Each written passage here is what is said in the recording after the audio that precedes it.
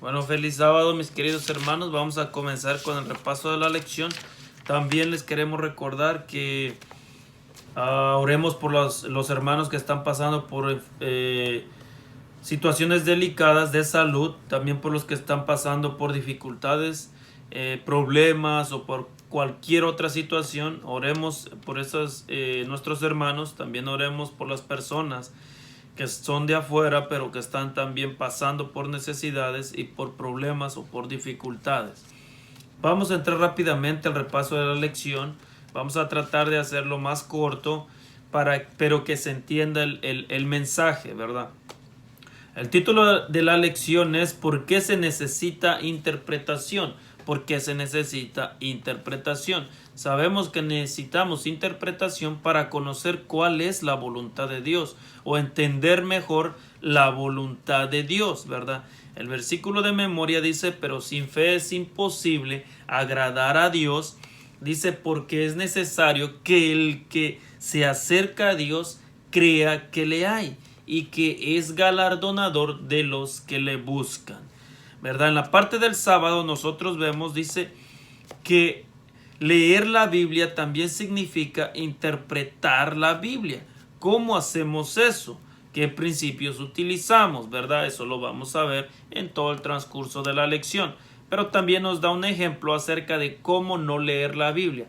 Dice que una pareja, un matrimonio estaba pasando por situaciones difíciles, el esposo lo había abandonado y entonces la mujer descubrió en Génesis 3:15 que decía enemistad pondré entre ti y la mujer, y ella lo pensó que estaba hablando acerca de, se puede decir, de las relaciones matrimoniales o cosas así, pero sabemos nosotros de antemano que estaba hablando de la primera promesa de un Salvador, ¿verdad? Entonces es la manera de no leer la Biblia, se puede decir, o no interpretar de esa misma, como ella, se puede decir, interpretó la Biblia.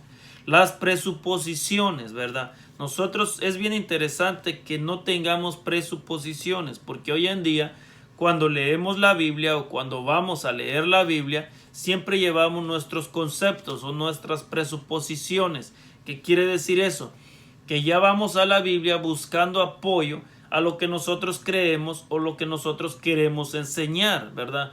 Por ejemplo, si alguien quiere enseñar, se puede decir, ¿por qué hoy en día hay mucha denominación o muchas religiones, por así decirlo? Sabemos que hay muchas denominaciones porque cada uno de ellos o cada una de ellas interpreta la Biblia a su manera. Por ejemplo, si tú vas a la Biblia y buscas por qué Dios, podemos decirlo así, por qué Dios ordenó matar a los niños en el Antiguo Testamento, y tú dices, porque Dios era malo. Vas con esa presuposición al Antiguo Testamento a buscar que por qué Dios era malo, y puedes ver según en tus interpretaciones de los escritos que Dios era malo. O viceversa, puedes ver y dices la inmortalidad del alma, como toda la mayoría lo cree, la inmortalidad del alma, el alma es inmortal. Vas a la Biblia y según tú encuentras versículos que apoyan la inmortalidad del alma. Esas son presuposiciones, ¿verdad?, que nosotros llevamos a la Biblia ya para poder entenderla. En Lucas 24, 36 al 45 vemos que nuestro Señor Jesús, ahí en ese relato, dice que apareció en medio de sus discípulos y les dijo, paz a vosotros. Les empezó a hablar y ellos estaban asustados, unos creían, otros no, querían creer, pero al mismo tiempo no querían creer. Él les enseñó sus heridas, Él les pidió de comer y le dieron un pescado, dice la escritura, asado, ¿verdad? Entonces nosotros podemos ver ahí las presuposiciones que tenían ellos.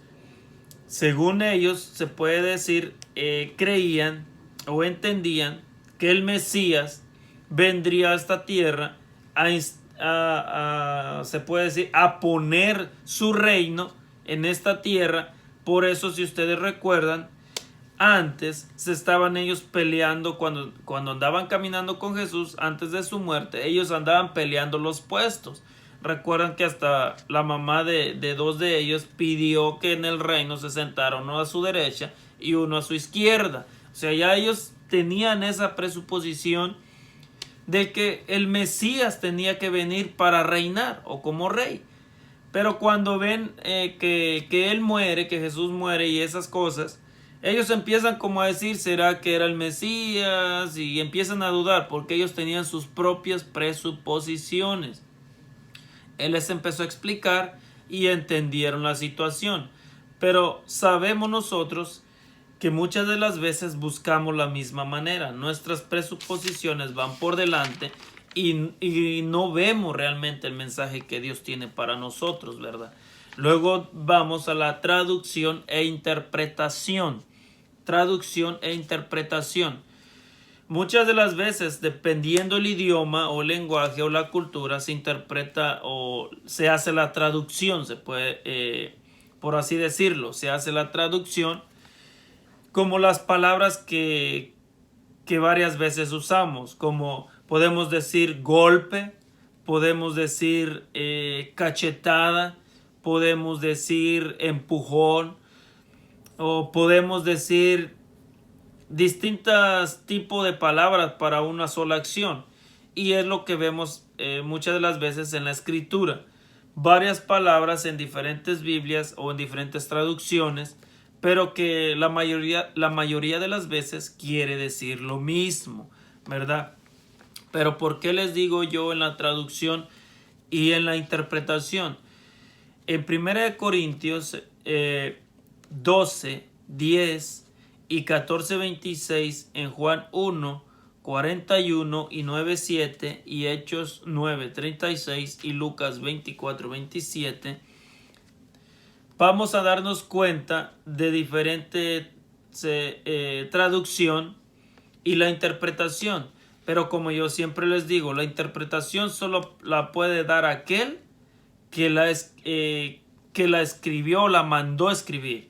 En este caso es Dios. ¿Quién da la interpretación? Solamente la da Dios a través de su Espíritu Santo. O sea, cuando nosotros vamos a la Biblia, no importa la traducción, por así decirlo, que tengamos, tal vez tenemos una traducción mala, tal vez tenemos una traducción buena. Si el Espíritu Santo está ahí con nosotros y nos está enseñando la verdadera interpretación, nosotros entenderemos lo que realmente estamos estudiando, ¿verdad?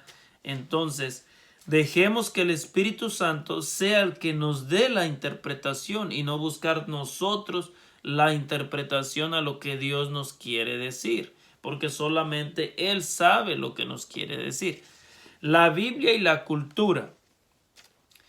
La Biblia y la cultura son a veces van de la mano y muchas de las veces se contrarían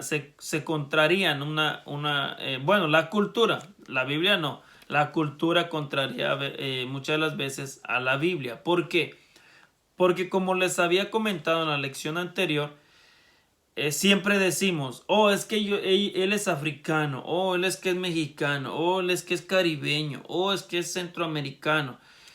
Y decimos según que por su cultura adora así, o por su cultura actúa así, o por su cultura actúan de esta manera. No importa, como les dije en la lección pasada, la cultura, que tú tengas. La adoración y la reverencia a Dios es la misma. A Él no le interesa qué cultura eres, de que lo debes reverenciar y le tienes que tener respeto, eso es de ley. O sea, no tiene nada que ver con cultura. Pero ¿por qué decimos la Biblia y la cultura? Si ustedes ven en Hechos 17, 16 al 32, la historia del Areópago del apóstol Pablo cuando empezó a predicar en esa cultura griega, él empieza a tratar de introducir con los mensajes que estaba dando y entonces le dan la oportunidad de poder hablar en el Areópago, ¿verdad? Y empieza él a explicar acerca de Dios, a engrandecer a Dios, a engrandecer el sacrificio de nuestro Señor Jesús y a decirles que él conocía a ese Dios grande, porque les dijo que era el Dios que creó todo, que de una pareja, de un linaje, hizo todos los linajes de la tierra, y les empieza a exaltar el gran Dios que es nuestro soberano, y empieza a exaltar también a nuestro Señor Jesucristo. Pero nos damos cuenta de un punto bien importante, que muchas de las veces nosotros o nuestras denominaciones o nuestros dirigentes o nuestros predicadores rebajan la norma de la Biblia por la cultura según, para que las personas de esa cultura puedan aceptar a nuestro Señor Jesús. Nos damos cuenta en este punto, en este tema que estamos viendo, que el apóstol Pablo jamás hizo eso, no rebajó la Biblia o el mensaje o el evangelio para que la cultura griega lo entendiera. No, exaltó el evangelio, y los griegos que lo aceptaron o iban a aceptarlo, tenían que aceptar la norma tal y como estaba. O sea, el evangelio tenía que ser aceptado como realmente es y como está. No tenía que rebajar el evangelio para poder que los griegos lo aceptaran. O sea, todo lo contrario. Él exaltó el evangelio, exaltó a Dios, exaltó a nuestro Señor Jesús, ¿verdad? Pero muchas de las veces nosotros hacemos, como les repito, todo lo contrario. Rebajamos el evangelio para que según esas culturas puedan aceptar a Jesús, y es un error tan grave en el cual tenemos hoy en día dentro de la iglesia, porque por eso está tanta mundanalidad dentro de la iglesia, porque el evangelio se rebaja para que entren los mundanos, se puede decir. No se exalta el evangelio para que ellos acepten el evangelio tal y como está, sino que rebajan la norma a como ellos quieran que la rebajemos o que la rebajen para que ellos puedan estar. Y es el gran problema que hoy sufrimos. Por eso hay mucha mundanalidad dentro de la iglesia. Dice, nuestra naturaleza pecaminosa y caída, ¿verdad? Nuestra naturaleza pecaminosa y caída. En Juan dice 9:39 al 41 y 12:42 al 43, dice, ¿qué impidió que las personas en estos pasajes aceptaran la verdad del mensaje bíblico? ¿Qué palabras de advertencia y precaución podemos extraer de estos incidentes para nuestro provecho? Dice, ¿qué impidió que estas personas aceptaran los mensajes de los pasajes bíblicos, o sea, aceptaran la verdad? Y lo que impidió en ese punto era de que ellos estaban más, por así decirlo, estaban más contentos en su grupito, que muchas de las veces pasa también en nuestra iglesia. Se forman grupitos, este grupito sabe, este grupito anda medio acá, este es el grupito de los que no saben. O sea, se forman grupitos, y con tal de que no te saquen del grupito, tú no aceptas cosas que el grupito no acepta. En este punto era el grupito de los fariseos, o sea, el grupo de ellos. Las personas no aceptaron la verdad del evangelio, no aceptaron a Cristo, porque dice que tenían miedo que los expulsaran de la sinagoga, o que ya no fueran miembros del grupito, o de esos que le levantaban el ego a los fariseos. O sea, por esa razón ellos rechazaron el evangelio y no aceptaron la gran verdad. Pero nosotros nos damos cuenta que tenemos que tener cuidado en ese punto. Tenemos que tomar ejemplo de ellos. Cuando, a pesar de que estés en un grupito o hagas tu propio grupito, tienes que, por así decirlo, tu norma de fe o tu guía espiritual tiene que ser la palabra de Dios. Si lo dice la palabra de Dios, tenemos que aceptarla tal y como es.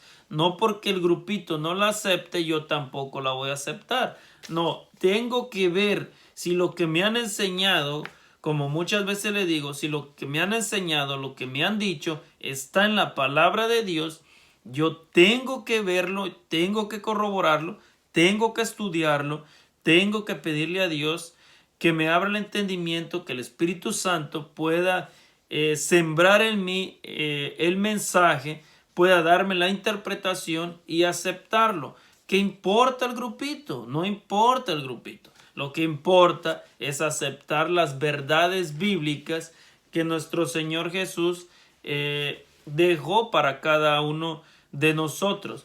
Pero por eso dice nuestra naturaleza pecaminosa y caída. Muchas de las veces es la razón por la cual nosotros no aceptamos la verdad que está escrita en la palabra de Dios. Dice, una persona orgullosa se exalta a sí misma por sobre Dios y su palabra. Esto se debe a que el orgullo lleva al intérprete a poner demasiado énfasis en la razón humana como el árbitro final de la verdad, incluso de las verdades que se encuentran en la Biblia. Esta actitud disminuye la autoridad divina de la Escritura. Dice, algunos tienden a escuchar solo aquellas ideas que les son atractivas, aunque éstas contradigan la voluntad revelada de Dios. Dios nos ha advertido sobre el peligro del autoengaño.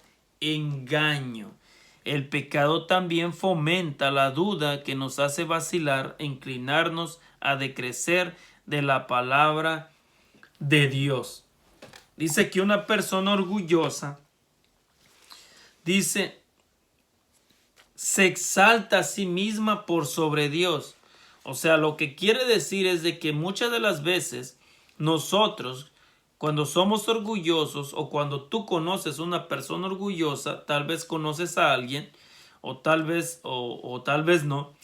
Personas orgullosas somos o son aquellos que se puede decir, según ellos, no les puedes enseñar nada porque ellos ya lo saben todo. Y para